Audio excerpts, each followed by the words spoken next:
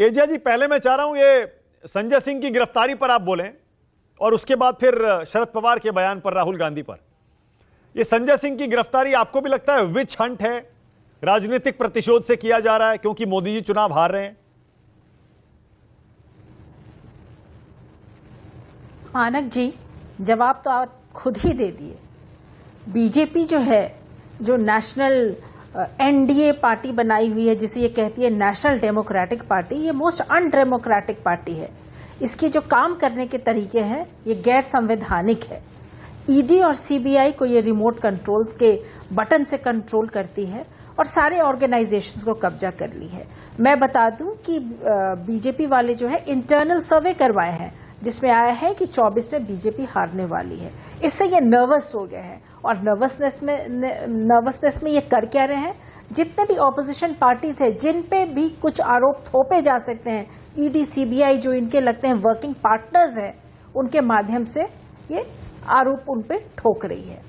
और बीजेपी वाली कुछ नहीं कर रही है। बीजेपी वाली जान चुकी है कि 24 में इनका पत्ता साफ हो रहा है। ये तो ऐसे बिहेव करती है, अजीत पवार जी पहले तो बहुत बड़े करप्ट थे, लेकिन इनके पार्टी में जाकर के सारा करप्शन मुक्त हो गए। तो यानी कि बीजेपी में जाओ तो करप्शन मुक्त, बीजेपी में नहीं है तो तुम भारी करप्ट हो।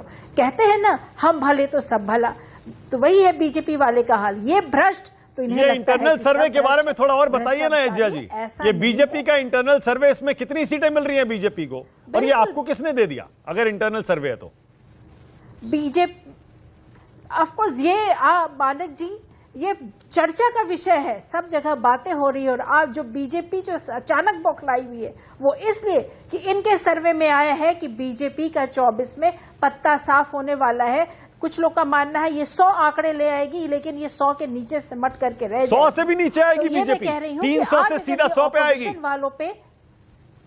बिल्कुल बिल्कुल बिल्कुल। आप बिहार में ले लीजिए, बंगाल में ले लीजिए, साउथ में बीजेपी हट जाएगी। बंगाल और इसका बिहार का आप आंकड़े देख लीजिएगा, यूपी से आप देख लीजिएगा, और तब आपको लगेगा कि जो ऑपोजिशन वाले हम लोग बोल रहे हैं उस पर कितनी सच्चाई है। तो अभी जो आपके नेताओं के खिलाफ ये एक मोर्चा खोली हुई है बीजेपी वाले, इसलिए ये क्योंकि ये नर्वस है। कभी ये लालू प्रसाद यादव जी को भी समन आ जाता है कि आपको कोर्ट में हाजिर होना है। तेजस्वी जी जो 18 साल से भी कम जिनकी उम्र थी, उस पर भी ये चार्जशीट कर देते हैं। तो ये मतलब राहुल गांधी प्रधानमंत्री बनने वाले हैं फिर? शरद पवार सही कह रहे हैं। इसको तो अगर आप बीजेपी का इंटरनल सर्वे बता रही हैं तो फिर तो क्लियर ही है।